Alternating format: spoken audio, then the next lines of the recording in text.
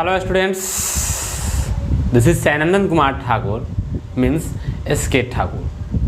Today we will discuss about the theory of structure, and I have already discussed in the previous lectures about what will be the limit of eccentricity when any rectangular section, circular section, semicircular section is subjected to uniaxial loading. Okay, so should I start in Hindi? Why not? तो इससे पहले lecture में student हम लोगों ने देखा था कि अगर सर्कुलर सेक्शन है, होलो सर्कुलर सेक्शन है या फिर रेक्टेंगुलर सेक्शन है तो उसमें लिमिट ऑफ एसेंट्रिसिटी की वैल्यू क्या होगी। ये चीज़ को मैंने इससे पहले लेक्चर में देखा था। आज के लेक्चर में हम लोग जानेंगे स्टूडेंट्स कि स्ट्रेस डिस्ट्रीब्यूशन डायग्राम क्या होता है ना, उसके बारे में जानेंगे। क्या? स्ट्रेस डिस्ट्रीब्यूशन डायग्राम के बारे में। किसके बारे में? मेरा हेडिंग आज का होगा stress distribution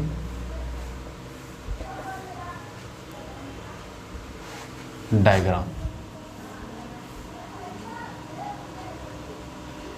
stress distribution diagram जो होगा किसमें? इन यूनिएक्सियल लोडिंग।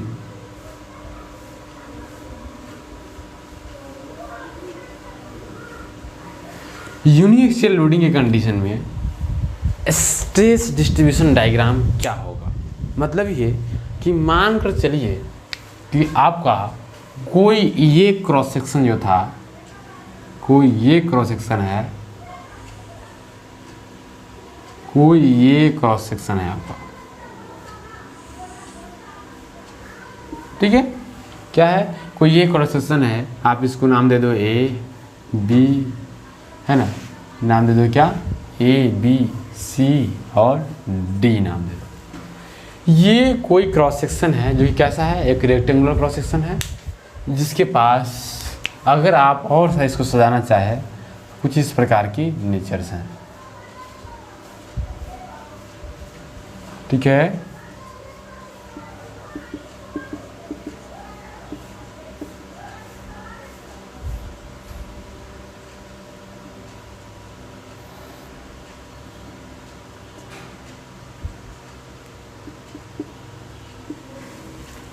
आप यहाँ पर देख रहे होंगे कि एक रेक्टेंगुलर क्रॉस सेक्शन है जो कि इस प्रकार का है और इस पर हम क्या लगा रहे हैं?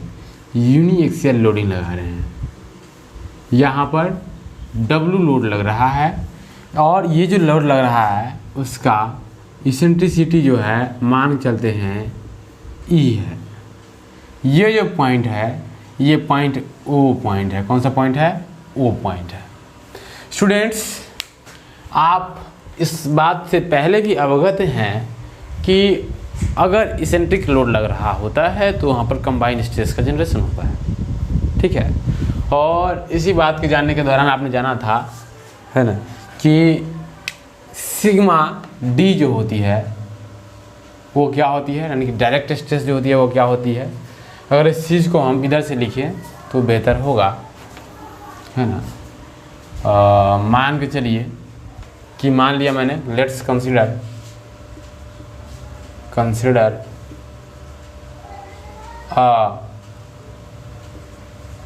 Rectangular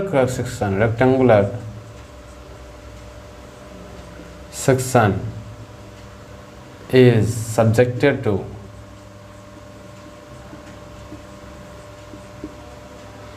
uniaxial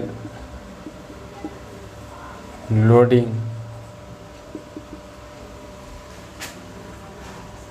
with eccentricity E।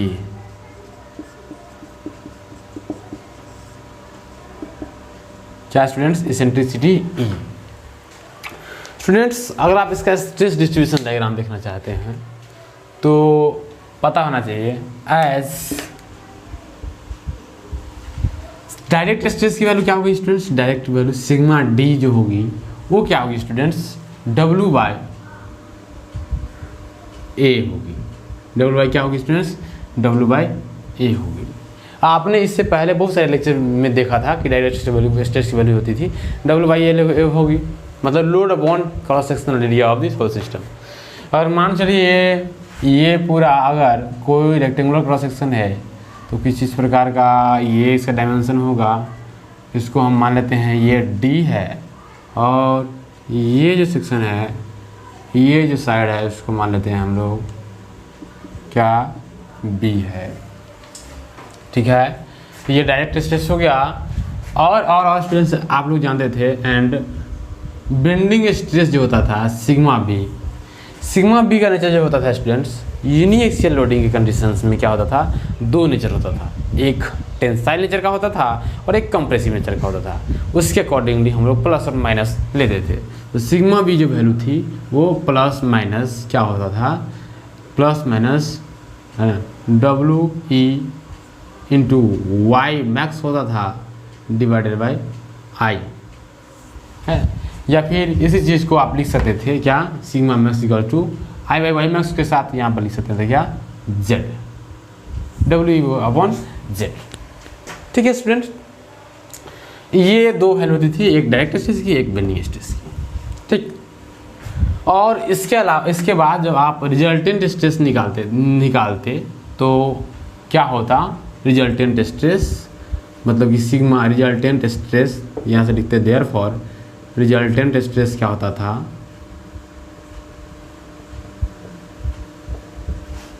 Resultant stress होता था direct stress sigma D plus या फिर माइनस सिग्मा बी, ये रिजल्टेंट स्ट्रेस होता है। और प्लस और माइनस साइन के साथ हम लोग कुछ काम करते थे। ठीक है स्टूडेंट्स, आज का जो सेशन है उसमें इसी प्लस और माइनस के ऊपर सारा चीज़ डिपेंड करेगा। ठीक है, इसी प्लस और माइनस के ऊपर सारा चीज़ डिपेंड करेगा। अब देखिए स्टूडेंट्स, रिजल्टेंट स्ट्रेस जो होगा प्लस कब लेंगे और माइनस कब लेंगे, इस बात को थोड़ा सा चर्चा कर लेते हैं। यहाँ पर प्लस कब होगा और माइनस कब होगा।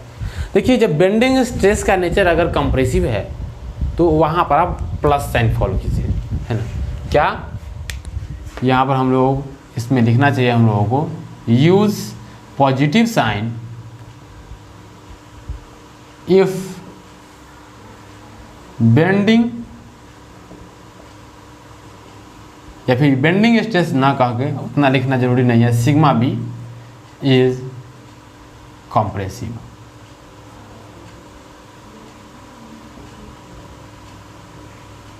सिग्मा बी इज क्या हो जाएगा, कॉम्प्रेसिव। मतलब कि use positive sign if sigma B is positive and negative if sigma B is tensile.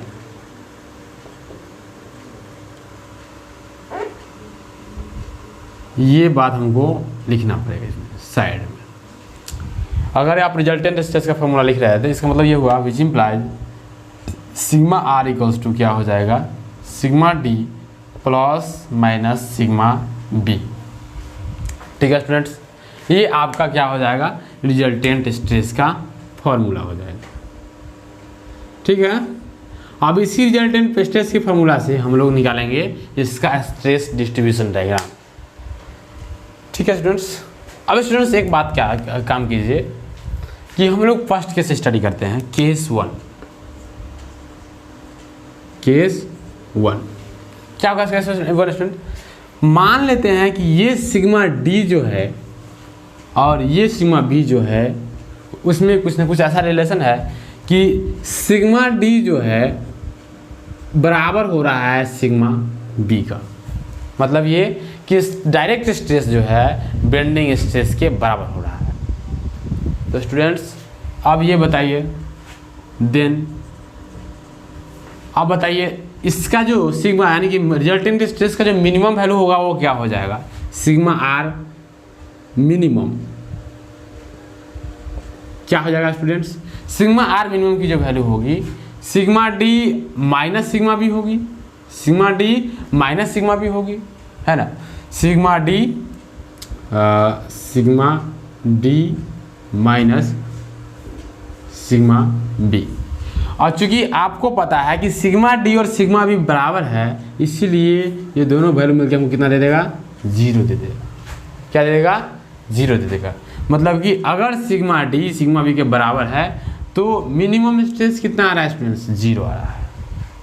ठीक है, और एंड सिग्मा आर मैक्सिमम जो होगा वो क्या हो जाएगा, sigma D plus sigma B. अब आपको ये भी पता है कि सिग्मा डी और सिग्मा बी बराबर था, इसके साइड में लिखिए, चूंकि sigma D equals to sigma B, तो ये क्या हो जाएगा 2 सिग्मा डी हो जाएगा। ठीक है, क्योंकि सिग्मा डी और सिग्मा बी बराबर तो क्या हो जाएगा 2 सिग्मा डी हो जाएगा। अब इस केस का अगर हम स्ट्रेस डिस्ट्रीब्यूशन डायग्राम खींचना चाहे तो क्या खींचेंगे, मतलब केस 1 के लिए इस डायमेंशन को का जो नोटेशन है उसको मिटा के और ऊपर ही देते हैं। हालांकि इस कंप्लीट एनालिसिस में आपको कहीं भी डायमेंशन का कोई चर्चा नहीं मिलेगा, लेकिन अगर आप कोई फिगर बनाते हो तो डायमेंशन लेस फिगर बनाना एक अपने आप में बेवकूफ़ी है, इसलिए ऐसा नहीं करोगे, डायमेंशन के साथ फिगर बनाओगे। ठीक है, अब अगर स्ट्रेस डिस्ट्रीब्यूशन डायग्राम बनाएंगे केस 1 का तो क्या हो जाएगा, मान के चलते हैं ये मेरा क्या है, न्यूट्रल लाइन है, क्या है मेरा, ये बेस लाइन है। आप जब SFD BMD पढ़ रहे थे, शेयर फोर्स डिस्ट्रीब्यूशन डायग्राम और बेंडिंग मोमेंट डिस्ट्रीब्यूशन डायग्राम जब पढ़ रहे थे तो वहाँ पर एक लाइन आता था जिसको हम लोग बोलते थे बेस लाइन, और उससे ऊपर पॉजिटिव या फिर निगेटिव जो होता था वो हम लोग लेते थे। लेकिन इसका मतलब तो आप ये समझ पा रहे होंगे कि ये क्या है, मेरा बेस लाइन है।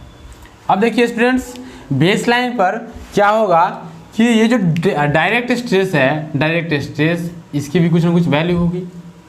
तो देखिए डायरेक्ट स्ट्रेस की जो इंटेंसिटी होती है किसी भी क्रॉस सेक्शन पर, इंटायर क्रॉस सेक्शन पर क्या होता है, सेम होता है। मतलब कि कहीं भी अगर डायरेक्ट स्ट्रेस से सब्जेक्टेड कोई बॉडी है तो समझा जाता है कि उसका जो क्रॉस सेक्शनल सिस्टम होगा पूरा एकदम थ्रू आउट और होमोजीनियस तरीके से सब्जेक्टेड होगा स्ट्रेस से।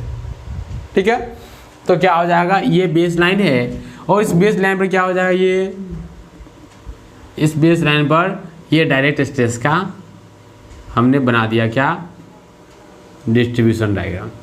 क्योंकि आप जानते हैं, अगर आप जानते हैं क्या कि ये जो डायरेक्ट स्ट्रेस होगा ये इस पूरे क्रॉस सेक्शन पर समान होगा।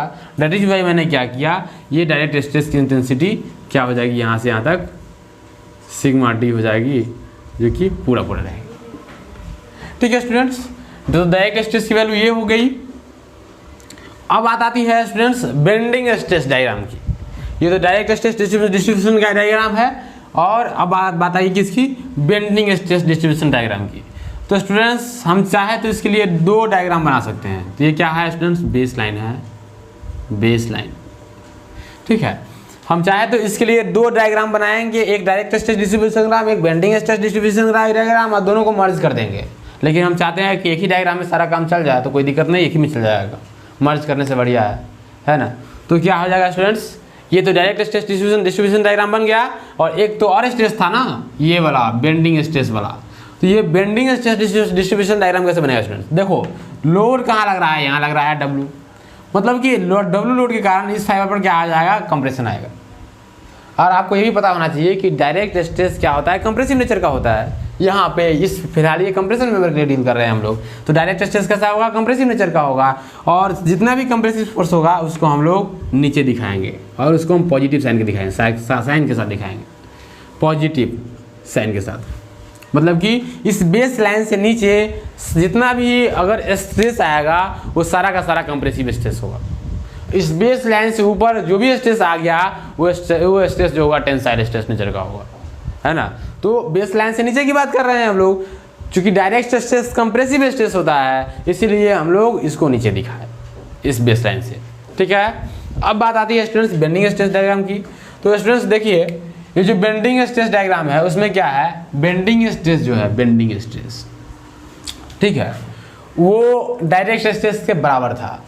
कहने का मतलब ये हुआ कि अगर आप इसका एक सेपरेट डायग्राम खींचिए, ये क्या है, डायरेक्ट स्ट्रेस डिस्ट्रीब्यूशन। अभी आप लोगों को नोट नहीं करना है, डायरेक्ट स्ट्रेस डिस्ट्रीब्यूशन। अभी आप लोगों को क्या नहीं करना है, नोट नहीं करना है, अभी आप लोग सिर्फ देखना है, ठीक है। अब क्या हो जाएगा स्टूडेंट्स, डायरेक्ट स्ट्रेस डिस्ट्रीब्यूशन के बाद हम लोग खींचेंगे बेंडिंग स्ट्रेस डिस्ट्रीब्यूशन। तो बेंडिंग स्ट्रेस डिस्ट्रीब्यूशन के लिए भी सेम एक प्रकार का बेस लाइन होगा, ठीक है। अब देखिए इस ये जो फाइबर है सीबी फाइबर पर लोड कंप्रेसिव आएगा, स्ट्रेस जो होगा कंप्रेसिव स्ट्रेस होगा, और उसकी वैल्यू कितनी होगी, प्लस सिग्मा बी। क्या हो जाएगी स्टूडेंट्स, प्लस सिग्मा बी।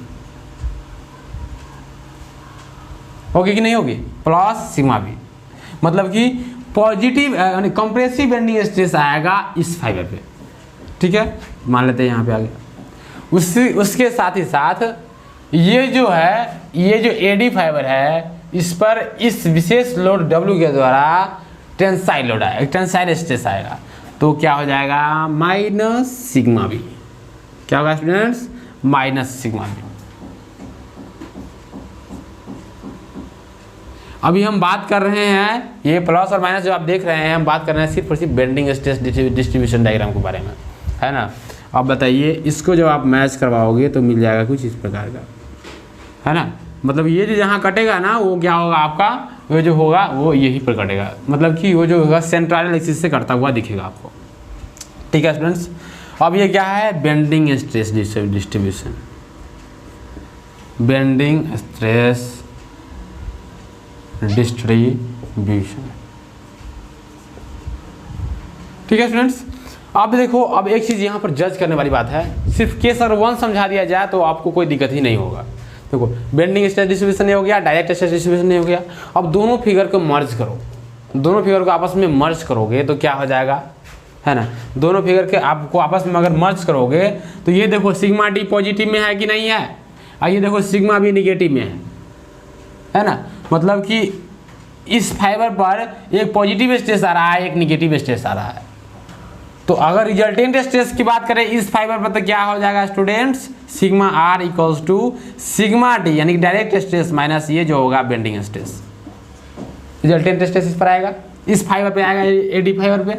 उसी प्रकार से अगर इस फाइबर के बारे में बात कर लिया जाए, इस दोनों फाइबर के बारे में, तो रिजल्टेंट स्ट्रेस क्या आ जाएगा, sigma R equals to sigma direct stress और प्लस सिग्मा बेंडिंग स्ट्रेस। क्योंकि इसका भी नेचर पॉजिटिव था, इसका भी नेचर पॉजिटिव था, दोनों प्लस में आ गया। और चूंकि यहाँ पर इसका नेचर पॉजिटिव है, इसका नेचर निगेटिव है, ठीक है, इसलिए हम लोग यहाँ पर माइनस ले दिए। अब स्टूडेंट्स, अब आपको एक बात आके यहाँ पर क्लियर होगी। अब जब दोनों डायग्राम को आप मैच करोगे तो एक डायग्राम कैसा मिलेगा आपको, जिसमें एक ये बेस लाइन होगा,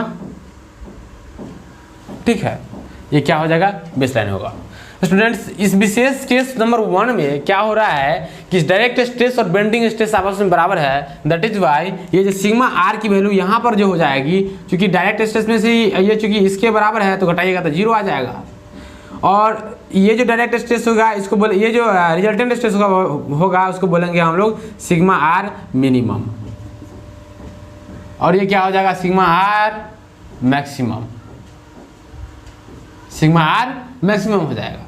तो बताइए कि ये मिनिमम स्ट्रेस 0 है, ये मैक्सिमम स्ट्रेस कितना है, मैक्सिमम स्ट्रेस ये दोनों है, ये दोनों को जोड़ोगे तो क्या हो जाएगा, 2 सिग्मा बी, जो कि कहाँ पर लिखा हुआ था, यहाँ पर लिखा हुआ था, ठीक है। तो स्टूडेंट्स जब आप इसका एक प्रॉपर फिगर बनाओगे दोनों को मर्ज करने के बाद, तो आपको क्या मिलने वाला है, मिलने वाला ये है कि यहाँ पर डबल टाइम का सिग्मा डी मिलेगा। मतलब कि इसको जोड़ोगे तो 2 टाइम्स सिग्मा डी मिलेगा, मतलब कि ये हो जाएगा 2 सिग्मा डी, इसको इक्वल टू क्या हो जाएगा, सिग्मा आर मैक्सिमम। और यहाँ पर जो स्टूडेंट हो जाएगा, यहाँ पर बात हो जाएगी क्या, 0। ये स्ट्रेस डिस्ट्रीब्यूशन क्या हो जाएगा, यहाँ पर सिग्मा आर चूंकि यहाँ पर निकाले हैं तो 0 आया है, इसीलिए ये बेसिक लाइन पर आ जाएगा। अब इस दोनों को मैच करवा दो, ठीक है, तो क्या हो जाएगा, सिग्मा आर मैक्सिमम। स्टूडेंट्स ये भी देख सकते हो आप कि इस विशेष डायग्राम में ये हो रहा था कि आप यहाँ से देख रहे थे, अभी इस चीज़ को मैं समझा रहा हूँ, यहाँ तक की इससे इंटेंसिटी अगर सिग्मा डी थी डायरेक्ट स्ट्रेस, यहाँ तक की इंटेंसिटी, क्या थी, सिग्मा डी थी। और चूंकि दोनों को जोड़ने के बाद हमको मिलेगा क्या, 2 सिग्मा डी, ये भी हो जाएगा क्या, सिग्मा डी। देखिए स्टूडेंट्स, यहाँ भी तो वैल्यू डायरेक्ट स्ट्रेस का उतना ही था, लेकिन ये निगेटिव वाला बेंडिंग स्ट्रेस आकर इसने इसको क्या किया, न्यूट्रलाइज कर दिया, है ना। इतना यहाँ पर देखिए, यहाँ भी देख सकते हैं आप कि डायरेक्ट स्ट्रेस की वैल्यू सिग्मा डी ही है, लेकिन वो पॉजिटिव नेचर का था, कंप्रेसिव नेचर का था, उसको बेंडिंग स्ट्रेस निगेटिव नेचर का आकर उसको क्या कर लिया, न्यूट्रलाइज करके जीरो कर दिया। ठीक है, तो कंप्लीट जो स्ट्रेस डिस्ट्रीब्यूशन डायग्राम बनेगा केस 1 का, वो ये बनेगा। ये क्या हो जाएगा स्टूडेंट्स, ये हो जाएगा sigma R minimum equals to 0, है ना। और इस प्रकार से ये केस 1 का क्या बन जाएगा, स्ट्रेस डिस्ट्रीब्यूशन डायग्राम। स्टूडेंट्स, आपको ये सब चीज़ें लिखने की ज़रूरत नहीं है, लिखने की ज़रूरत सिर्फ क्या है, ये है। ठीक है, तो ये सब चीज़ें हम अभी सिर्फ और सिर्फ समझाने के लिए बता रहे थे, आपको लिखने की ज़रूरत ये है। ठीक है, आप ये समझ सकते हो इस डायग्राम से कि ये जो डॉटेड लाइन से डायग्राम दिखाया गया है वो डायरेक्ट स्ट्रेस डिस्ट्रीब्यूशन का है, और ये जो ब्लैक लाइन से दिखाया गया वो रिजल्टेंट स्ट्रेस डिस्ट्रीब्यूशन का है। ठीक है, तो फिलहाल केस 1 के लिए ये चीज़ आप यहाँ से नोट करोगे। क्या नोट करना है वो हम इसमें बता देते हैं। नोट इसको नहीं करना है, ये सब सिर्फ समझने के लिए था। ठीक है स्टूडेंट्स, आप केस 1 के लिए इसको नोट कर लो। किसको, केस 1 क्या हो जाएगा, रिजल्टेंट स्ट्रेस डिस्ट्रीब्यूशन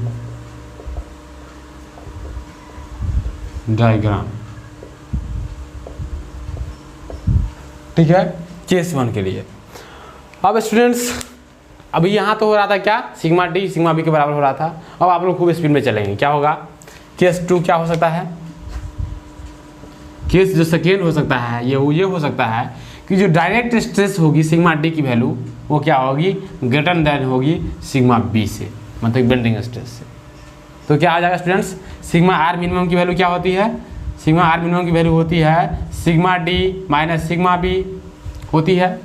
अब बताओ, ये अगर इससे ज़्यादा है तो वैल्यू क्या मिलेगा इसका, ये अगर इससे ज़्यादा है तो वैल्यू मिलेगा पॉजिटिव नेचर का। मान चलिए इसका वैल्यू 10 है, इसका वैल्यू 5 है, तो दोनों में से माइनस करोगे क्या मिलेगा, +5। मतलब कि ये जो मिलेगा क्या मिलेगा, पॉजिटिव नेचर का मिलेगा, तो इसको कहेंगे हम लोग कंप्रेसिव, है ना, क्या कहेंगे, कंप्रेसिव। ये सब समझने के लिए था। ठीक है, तो सिग्मा आर मिनिमम की वैल्यू क्या हो जाएगी, कंप्रेसिव हो जाएगी। उसी प्रकार से सिग्मा आर मैक्सिमम की जो वैल्यू होगी वो क्या हो जाएगी students, sigma D plus sigma B equals to क्या हो जाएगी, अगर आप इसको ऐड करोगे तो ये भी पॉजिटिव वैल्यू आएगा। मान चलो ये 10 था और ये क्या था, 5 था, बीच में प्लस हो गया तो कितना आ जाएगा, 15 आ जाएगा, है ना, 15 आ जाएगा। अब देखिए ये भी वैल्यू पॉजिटिव है तो भाई ये भी क्या हो जाएगा, सेम नेचर का होगा, कंप्रेसिव नेचर का ही होगा। ठीक है, तो जब केस 2 की बात हो रही थी तो क्या हो जाएगा स्टूडेंट्स, सिग्मा डी अगर ग्रेटर देन है सिग्मा बी के, तो दोनों केसेस में मतलब कि सिग्मा आर मिनिमम भी पॉजिटिव आ रहा है और सिग्मा आर मैक्सिमम भी पॉजिटिव आ रहा है। इसका मतलब ये हुआ कि अगर ऐसा केस है तो कहीं से भी निगेटिव चीज़ देखने को नहीं मिल रहा है। केस नंबर 1 में भी एक था 0, एक था 2 सिग्मा डी, दोनों पॉजिटिव ही था। केस नंबर 1 में भी और केस नंबर 2 में भी हम ऐसा ही देख रहे हैं। तो इस प्रकार से हम कह सकते हैं कि अगर ऐसा कंडीशन है तो वहाँ पर टेंशन किसी फाइबर में नहीं आ रहा है। ठीक है, ऐसा कंडीशन है तो टेंशन किसी फाइबर में नहीं आ रहा है। ठीक है, और इसीलिए जब हम प्रूफ कर रहे थे मैक्सिमम इसेंट्रिसिटी का केस, तो उसके लिए हम सिग्मा डी और सिग्मा बी को बराबर या फिर उससे बड़ा किए थे, और उसके बाद हम लोग ने ई का रिलेशन फाइंड किया था Z/A, है ना। तो इसीलिए वहाँ पर भी ये कंसेप्ट हम लोग लगाए थे कि अगर नहीं टेंशन लाना है हमको सिस्टम में तो सिग्मा डी या तो सिग्मा बी के बराबर होना चाहिए या फिर सिग्मा डी या तो सिग्मा बी से बड़ा होना चाहिए, तब कोई टेंशन जनरेट नहीं होगा सिस्टम के फाइबर पे।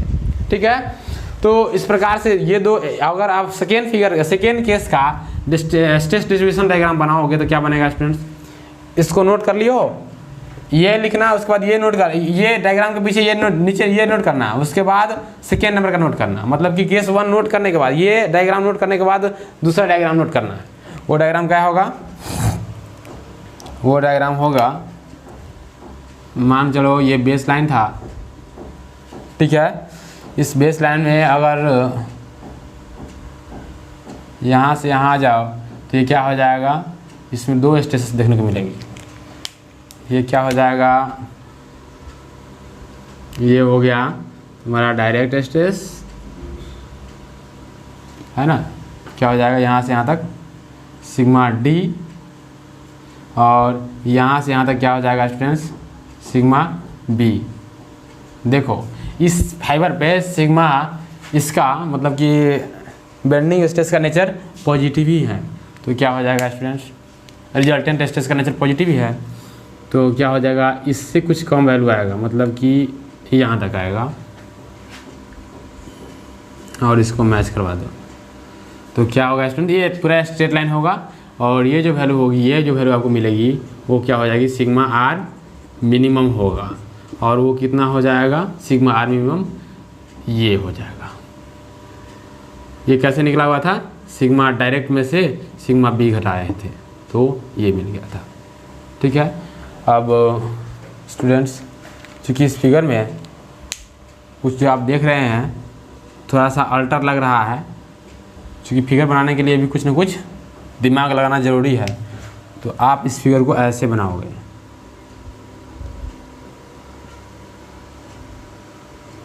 आप यहाँ से देख सकते हो कि ये जो सिस्टम है जितना नीचे आएगा यहाँ से उतना ही ऊपर जाएगा, क्योंकि ये जो सिग्मा बी था ये था निगेटिव नेचर का, तो ये घट के यहाँ आ गया।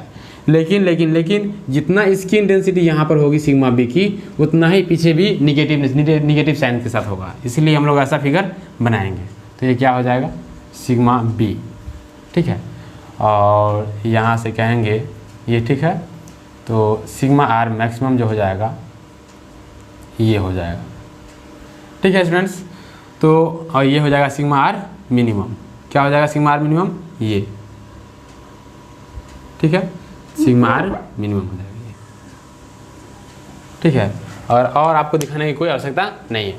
तो ये हो जाएगा केस नंबर 2 के लिए, केस 2। तो केस 2 के लिए याद क्या रखना है? याद रखने की कोई आवश्यकता नहीं है, आप दिमाग लगा के काम कर लेना। केस 2 में ऐसा होता है और केस 1 में ये चीज़ था। अब हम लोग एक और केस की चर्चा करेंगे, केस नंबर 3 की। तो इसमें भी क्या हो रहा है स्टूडेंट्स? ये पॉजिटिव स्ट्रेस डिस्ट्रीब्यूशन है, ये भी पॉजिटिव स्ट्रेस डिस्ट्रीब्यूशन था, ठीक है। केस नंबर 3 की आप चर्चा करोगे तो क्या होगा देखते हैं। 3 केसेस राइज हो रही थी। केस नंबर 3 जो होगा वो हो जाएगा, अगर मान चलिए जो डायरेक्ट स्ट्रेस की वैल्यू है सिग्मा डी की वैल्यू, वो क्या हो जाएगी? सिग्मा बी से अगर छोटा हो जाएगी तो होगा क्या? मतलब कि डायरेक्ट स्ट्रेस की वैल्यू अगर कंप्रेसिव स्ट्रेस की वैल्यू से छोटा हो जाएगा तो क्या क्या हो सकता है? इस केस में थोड़ा सा स्ट्रक्चर के साथ जुल्म हो जाएगा। क्या हो जाएगा? जुल्म हो जाएगा वहाँ पे, है ना। हो सकता है कि आप बैठे हो, आपके ऊपर स्ट्रक्चर आ जाए, तो वहाँ पर जुल्म हो सकता है। ऐसा केस में क्या हो जाएगा स्टूडेंट्स? इसमें होता ये है कि सिग्मा आर मिनिमम की जो वैल्यू होगी, सिग्मा आर मिनिमम की वो जो वैल्यू होगी वो क्या हो जाएगी? सिग्मा डी में से सिग्मा बी को घटाएंगे। अब यहाँ पर हम पहले से फिक्स कर चुके थे कि सिग्मा डी की वैल्यू सिग्मा बी से छोटा है, तो मान चलिए सिग्मा डी 5 है वैल्यू इसकी, और सिग्मा बी की वैल्यू है क्या? 6, या फिर मान चलिए सिग्मा की वैल्यू है 10। तो क्या हो जाएगा इसका रिजल्टेंट? -5 आ जाएगा रिजल्टेंट। अब बताइए, ये माइनस के साथ जो फोर्स आएगा, स्ट्रेस आएगा, वो कैसा स्ट्रेस होगा? टेंसाइल नेचर का स्ट्रेस होगा। कैसा स्ट्रेस होगा स्टूडेंट्स? टेंसाइल नेचर का स्ट्रेस होगा। मतलब कि माइनस के साथ जो स्ट्रेस आएगा वो क्या हो जाएगा? टेंसाइल नेचर का स्ट्रेस होगा। तो इसलिए इस केस में यहाँ पर जो रिजल्टेंट डिस्ट्रीब्यूशन डायग्राम आएगा वो निगेटिव साइन के साथ आएगा, और इसीलिए कहेंगे हम इसको टेंसाइल, है ना। क्या कहेंगे? टेंसाइल। इसको मिटाइए। अब सेकेंड, अगर सिग्मा आर मैक्सिमम की बात करें, सिग्मा आर मैक्सिमम की, तो क्या हो जाएगा स्टूडेंट्स? सिग्मा आर मैक्सिमम की वैल्यू होगी sigma D plus sigma B. तो क्या हो जाएगा? ये पॉजिटिव वैल्यू आएगा। क्यों आ गया पॉजिटिव वैल्यू स्टूडेंट्स? क्योंकि आप जानते हैं कि सिग्मा आर मैक्सिमम किधर हुआ, जिधर फोर्स लग रहा है, इधर फोर्स लग रहा था तो ये फाइबर कंप्रेशन में आएगा, और इस फाइबर में कंप्रेशन में ऑलरेडी आ ही रहा है, ऊपर से डायरेक्ट स्ट्रेस भी आएगा, तो दोनों को ऐड करेंगे तो क्या हो जाएगा, उसका वैल्यू पॉजिटिव ही मिलने वाला है। मतलब कि आप किसी भी केस में चले जाओ, जो सिग्मा मैक्सिमम की वैल्यू होगी क्या होगी, हमेशा पॉजिटिव ही होगी। वो कभी न जीरो हो सकती है और न कभी माइनस में हो सकती है। मैक्सिमम को है वैल्यू वो हमेशा पॉजिटिव में होगी। वो कैसा नेचर होगा इसका, कंप्रेसिव नेचर का होगा। ठीक है स्टूडेंट्स, क्या हो जाएगा, कंप्रेसिव नेचर का हो जाएगा। अब इसका डायग्राम बनाने चले तो ये डायग्राम आप लोग बना लिए हो, ये केस 2 का डायग्राम बना लिए हो। अब केस 3 का, तो इस दोनों को मिटा देते हैं हम लोग।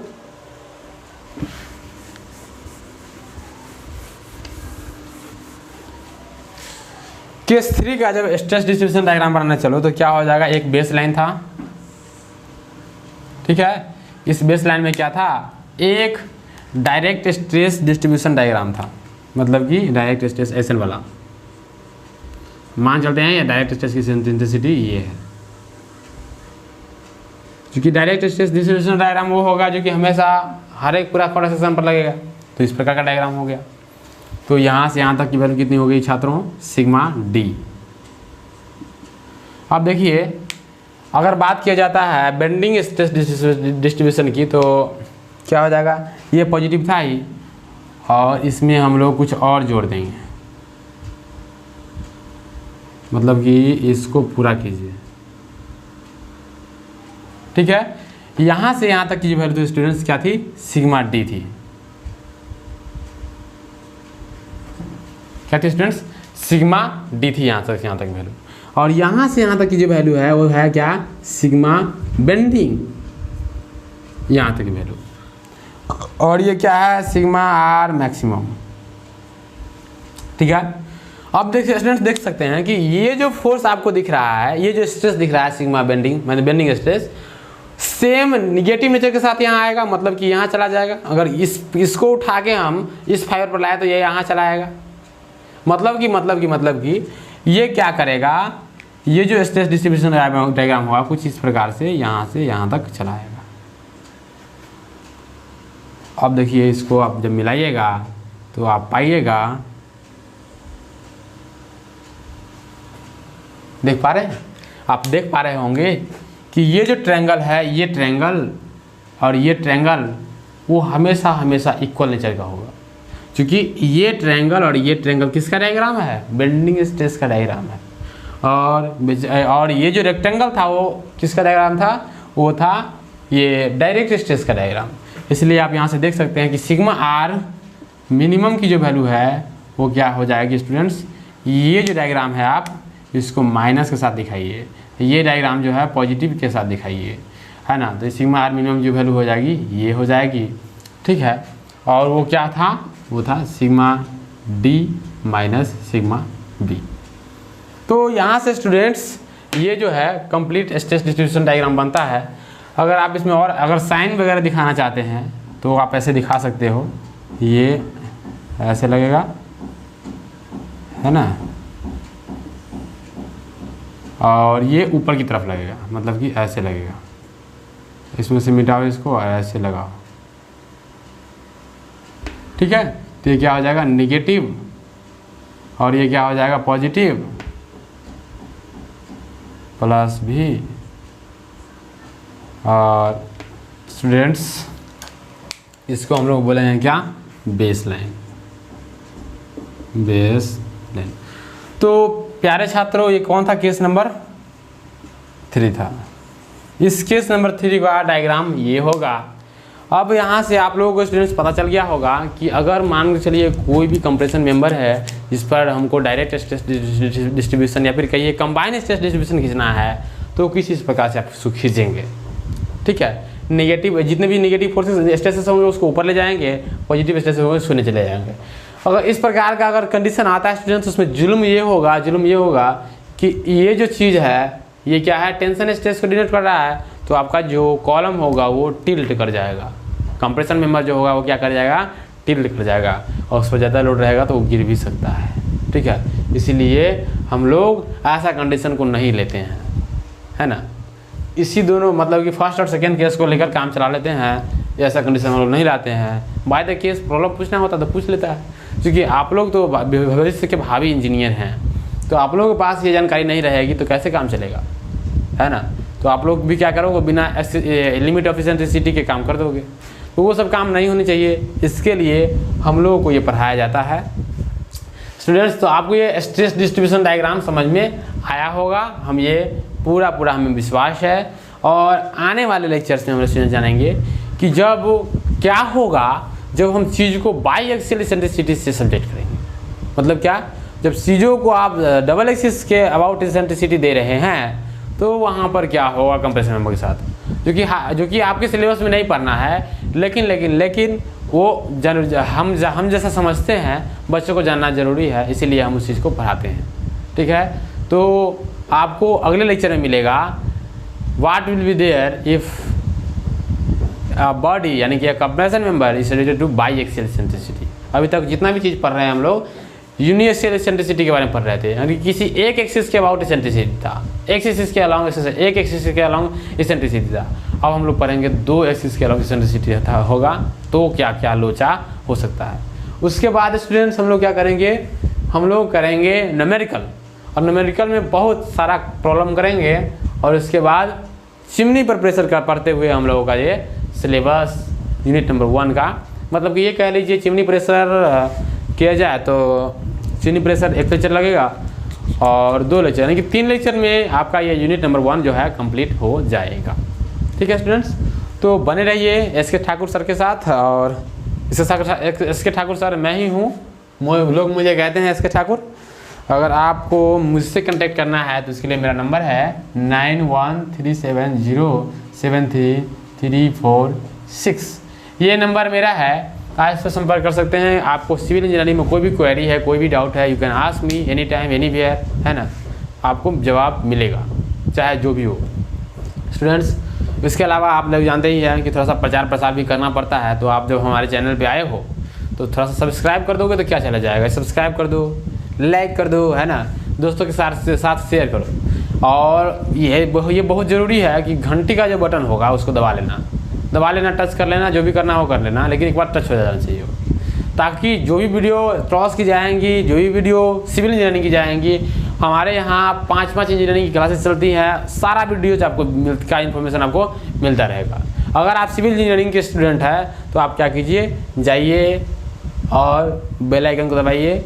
अगर आप सिविल इंजीनियरिंग से ही मात्र अपडेट चाहते हैं तो आप क्या कीजिए, पर्सनलाइज पर क्लिक कीजिए। अगर आप सबसे चाहते हैं तो ऑल पर क्लिक कीजिए, आपको सारा इन्फॉर्मेशन मिलेगा।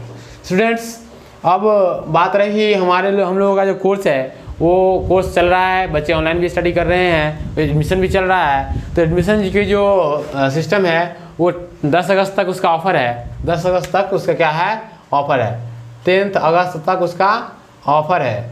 आप वहाँ जाइए और क्या कीजिए, एडमिशन से अपना एडमिशन लीजिए। बहुत ही चीप कॉस्ट है, मात्र 1500 रुपये हैं। आप समझ सकते हैं कि 1500 रुपये का कोई अर्निंग पर्पस नहीं हो सकता, कोई कमाने का पर्पस नहीं हो सकता है। इसलिए हम लोग स्टूडेंट छात्र हित के कल्याण में ये काम कर रहे हैं, इसलिए इसमें कोई दोहराई वाली बात नहीं है। ठीक है, और हम लोग छात्र हित के कल्याण करने में कोई कोताही नहीं बरतेंगे। ठीक है, इसलिए हम लोग ये काम कर रहे हैं, क्योंकि आप लोग भी जानते हैं the cost of 1500 rupees is not very negligible. बच्चे तो ऐसे ही उड़ा देते हैं, और या फिर ये कहिए मोबाइल रिचार्ज में उतना चला जाता है। तो फिलहाल बने रहिए मेरे साथ, मिलते हैं आने वाले लेक्चर्स में, जिसमें हम लोग चर्चा करेंगे किसके बारे में, बाई एक्सियल एसेंट्रिसिटी के बारे में। ठीक है, तो बने रहो, और हम हट जाते हैं, स्क्रीनशॉट ले लो। ठीक है।